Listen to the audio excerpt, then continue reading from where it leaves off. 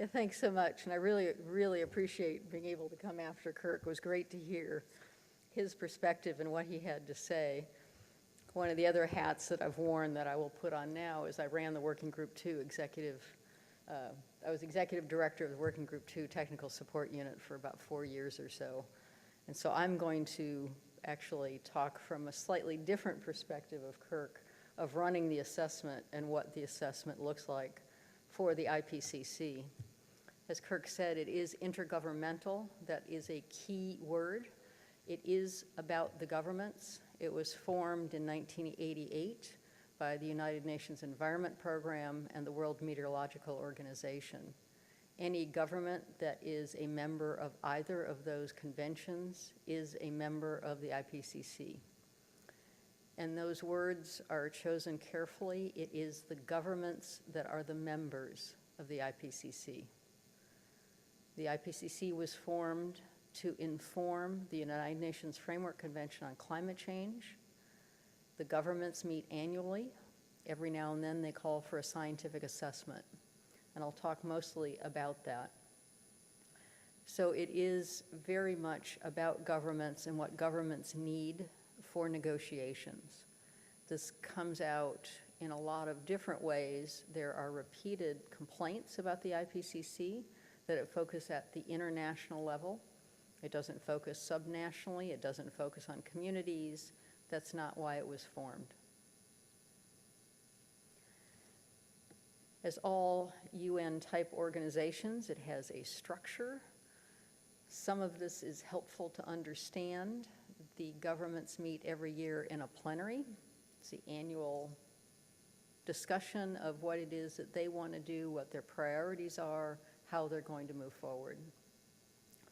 Because they meet once a year and because there's an awful lot of governments that come to those meetings, underneath that is another structure called the Bureau.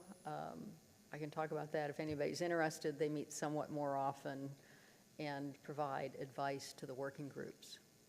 As Kirk said, there are 3 working groups right now. There's also a task force on greenhouse gas inventories.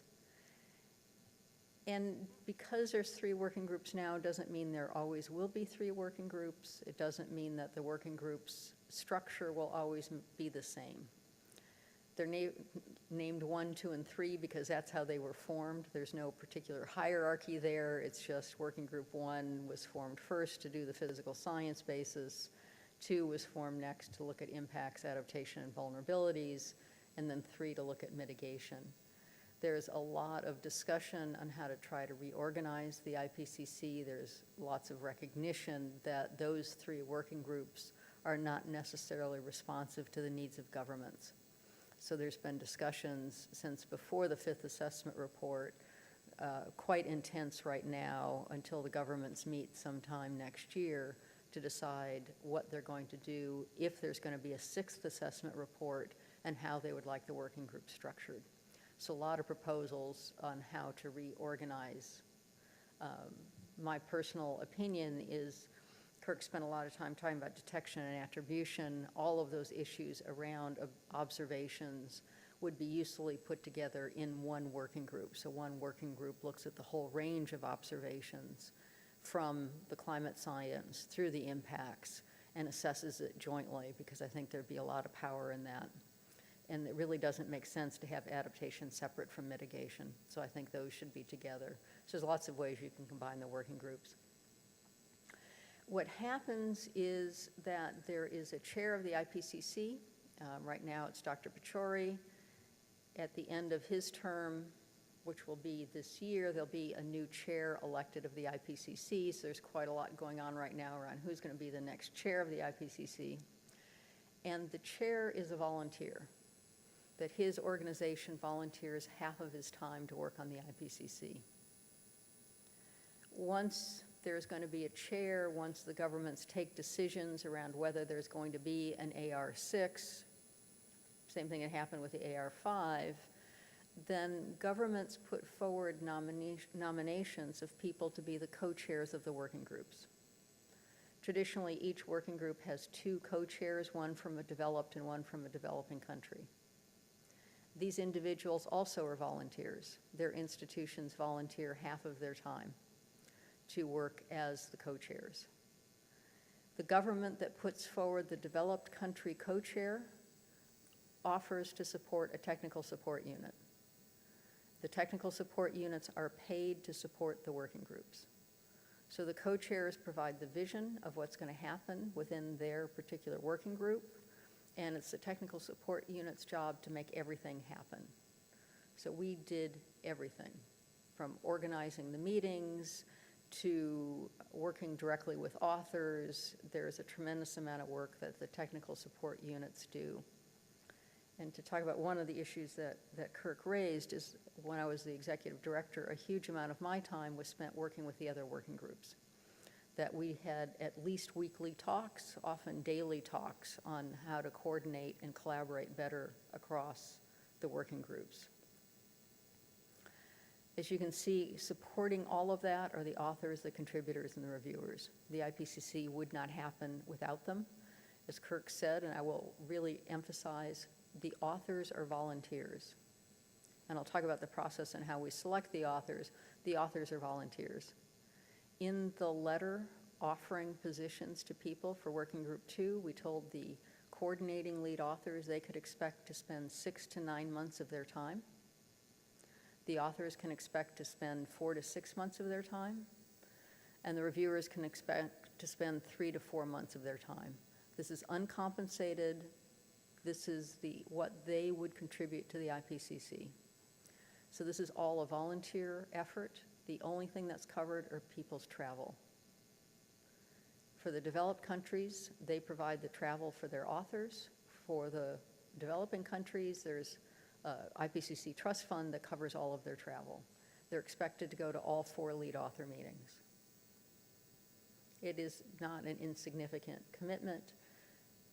Despite that, for Working Group 2, who at the end, there was about 310 authors, there were about 1,000, 1,200 people who put their names forward. Intergovernmental, what is the role of the governments? The governments request the scientific community to conduct an assessment. And I will take issue with one of the things that Kirk said is the mandate for the assessment is comprehensive. That's in the language of the IPCC. These are comprehensive assessments. The governments elect the Bureau. Each working group has a Bureau. It's the task of the Bureau to make sure that the working groups follow the rules and procedures. So you have one, your Bureau is 6 members, 1 from each WMO world region, and we met and interacted with them on a continuous basis because it was their job to make sure that we were following the rules. The other role of governments is there's a meeting where there's a discussion about what should the outline be for each working group. And we held a very productive meeting. Each working group developed their outlines. Once we had our outlines developed, we developed it in this big meeting we had in Venice. We worked with our Bureau. We made it as clear as we possibly could. We took that outline to the governments. There was a specific meeting where we presented these outlines to the governments. For Working Group 2, there was 30 chapters in the report. If you look at the outline essentially had the title of the chapter and about 3 bullet points of what would be included in that chapter. It was the minimum commitment from the scientific community of what would be done in those chapters without naming the authors, without picking the author teams. For Working Group 2, that approval session lasted about 9 hours. We went through every title, word by word. We went through each bullet point, word by word. And the government signed off on it in the end. There certainly were adjustments that were made, adjustments to make sure that things were clear, adjustments for a range of reasons, but it is a dialogue. This is a science policy interface. And that was a very intense session to get that outline approved. Once you have the outline approved, there's an IPCC secretariat that supports the governmental side of the process. They're based in Geneva. And the secretariat sends out formal letters of invitations to all the world governments and to all of the NGOs that are officially recognized by the IPCC. NGOs can apply to the IPCC to be recognized. And so there's a letter goes out inviting all of these groups to nominate. We are required by the IPCC, when we ultimately choose the author teams, that at least 40% of authors be from developing countries. And these are developing countries as defined by WMO. So there's a specific list. So Singapore is a developing country. I think their negotiators should be congratulated on doing an excellent job getting them in that list. And we try to achieve a gender balance. We do try to do a geographic balance as well. The expertise is balanced across the working group. So Kirk is right, there's a very small number of authors in each working group 2 chapter team. We had a couple of economists, and it was recognized that each chapter could have benefited from having an economist, but you can't get author teams that large. You don't want to organize meetings. Organizing meetings of 300 people is challenging enough. I had many governments tell me that they could not host one of our meetings because not only is there over 300 people, but we needed 30 breakout rooms. And many countries don't have venues where you can't have 30 breakout rooms in this building. It got to be a real challenge. Anyway, so we do balance the expertise across the entire working group. And so there's people in other chapters, there's health experts, there's epidemiologists in other chapters than the human health chapter. It was primarily in the regional chapters. We wanted to make sure the regional chapters had experts who could work on the health issues in the regions. It's a massive task to take these over 1,000 nominations, try to achieve all of those objectives across the author teams. A significant amount of work, working very directly with our Working Group 2 Bureau. We took it in front of the full Bureau, and that has to be approved also by the world governments. I will show you a lot about the review process. The IPCC wouldn't be what it is without the review process. It is unique. It is the review process that is now followed by most assessments, including the national assessment here in the US. And I'll talk a bit at the end. What Kirk referred to is at the end of the assessment, there is a summary for policymakers. It's a fascinating process. 130 to 150 governments show up. Many governments bring more than one representative. And they go through the summary for policymakers line by line, literally line by line. You've got screens like this, you put up the first sentence, you discuss the first sentence. When it's gavelled down, it is final and cannot be changed. And so you go through each and every sentence. You have to make sure it is reflective of the science in the underlying chapters. You have to make sure it's clear. So a lot of the comments from governments are around clarity. They don't understand the sentence.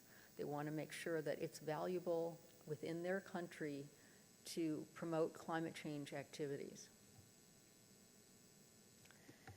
Some clarity. You see this stuff all the time in the press. The IPCC does not conduct research. It does not monitor trends.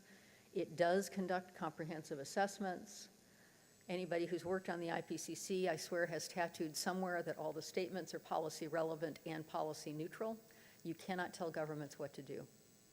You can tell governments consequences of choices, but you cannot tell them what it is they have to do. And a lot of the review process focuses on making sure people have policy neutral statements. It's not easy to do. I'll talk about the review, and then also the assessments are required to reflect differing viewpoints. So as opposed to what you might see in the popular press, the IPCC has to express the range of views. So you have to say what that range is out there.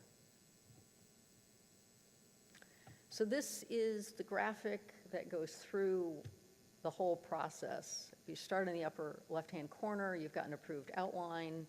I've talked about selecting the authors. You bring the authors together for the very first time. It's a very interesting meeting. Many of the people have not met each other. Even though they're experts in the same field, they do not know each other. So the first meeting is an orientation meeting. You have a lot of people who are new to the process, talk about the process. They're given the outline. Spent a lot of time in that meeting talking with each of the chapters because they all look at the outline and say, why did you choose that? And you have to explain where it came from, you have to explain what it is the governments are looking for. And then the authors go away and they write what's called a zero-order draft. It's not part of the official process, but it is the very first draft that the authors put together. That is sent out by the technical support unit for, it's kind of a personal review. You get about a dozen reviewers, you hope, per chapter. You send this out. Individuals provide comments. And the summary of every single comment you get back on the zero-order draft is your chapter needs more work, basically. The authors then get that first set of comments. They come together for the second lead author meeting. They talk about those comments and talk about how to really work on their chapter to achieve their mandate. Most chapters start out as reviews and not assessments. A lot of this meeting is spent talking about the difference between a review and assessment, trying to get the chapters away from pages and pages and pages of so-and-so said this, so-and-so said that, to very sharp, crisp statements of this is what we think this literature says about a particular issue. To take 50 papers and to write one short paragraph on what does that literature say. Once that first order draft is complete, it goes out to the world's experts.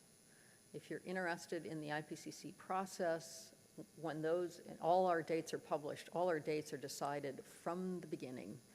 It's interesting working from the technical support unit side, those dates cannot be changed in any way, shape, or form. They are fixed. And I don't care what you say about the dog ate your homework, that date is fixed, it cannot be adjusted. And when the expert review goes on, there are notices on all the working group websites, and anyone can sign up to do an expert review. And we really rely on people volunteering to do reviews, and it is so impressive how hard people work to do reviews, that people spend a lot of time looking at chapters, saying you missed some body of literature, here's points I think you might want to raise, you can condense this. The reviewers work very hard to improve the quality of the chapters. One thing that is always a shock for people who are new to the IPCC is the number of comments you get. It's entertaining when you read some of the skeptics saying, oh, the IPCC is not peer-reviewed, and thinking about the thousands of review comments you've written responses to, as compared with any publication I've had. And it is a real interesting process because for each paragraph you'll have multiple comments. So you'll have comments of, this is the clearest thing I've ever read, to I don't understand at all what you're trying to say. And you've got to write a response to all of these comments. And your responses are public. Everyone will be able to read what you have to say. And some of the comments may not necessarily be supportive or helpful. I remember in the fourth assessment report, one of the comments I spent some time with Tony on, as I recall, was someone who wrote in that income inequality is good for the poor. That when the wealthy get diseases like malaria, they will fund the research and development that will trickle down and help the poor. And I had to write a written response to that. And Tony was my review editor, and I remember sitting down with Tony and saying, okay, how can I write something that is publicly, that will become public about that comment? Other than, what an interesting perspective. So you have this expert review, everybody gets these comments, the average chapter gets about 1,000 review comments. And you come back for the third lead author meeting, and you now have to really work on those comments. By this time, all the restrictions are coming in on the page limit that you're allowed. All chapters are too long, some are too long by orders of magnitude, and how to get these chapters into something that's somewhat appropriate length. So they work on that, it turns around, and they write a second order draft. This now goes back to all the experts who reviewed, and it goes to the world governments. So this is the second official round of review. Same kind of process, same number of comments. Authors come back for the last lead author meeting to address all the comments from the governments and from the experts and write the final draft. As this process goes on, parallel to that, there's a development of the summary for policymakers, which I mentioned goes through the line-by-line review at the end. Once the summary for policymakers is gavelled down, then each chapter is notified about any changes in the summary for policymakers, because you have to have coherence from the chapters to the summary for policymakers. There's representatives from every chapter at that meeting, so that the chapter leads at that meeting have agreed to whatever the changes are. The changes have to be reflected back in the chapters. This is why it takes so long. This is why it's unique. The process is informed by the world community, because you do try to get reviewers from everywhere. You try to get reviewers from every perspective, and it's a massive volunteer effort. One of the moments that's always quite stunning for authors when they participate in these final approval plenaries is you go through these very, very intense days, overnight sessions. You're going, in some cases, 40 hours to try and finish the approval of a summary for policymakers. And the approval's done, it's gavelled down, and the governments stand up and they congratulate each other. It is their document. And the scientists who've come all kind of stand around and go, is anyone going to thank us? And the governments don't, because it's now a government-owned document. And that is really, really powerful, because no matter how skeptical a government is about issues around climate change, they have signed off on every word in that document, and it is their document. And so you will see highly skeptical governments still walking around with a summary for policymakers backing it up, because they approved it. And it's important, that approval is so important. There has been plenaries where individuals had to go out and call their prime minister, call a head of government to say, can I sign off on this? Because our name will go on this as a government. It's very, very powerful. We've done that. And then, so this is the working group 2, and you can download the chapters and the summary for policymakers. Okay, great. Thanks, Kristie.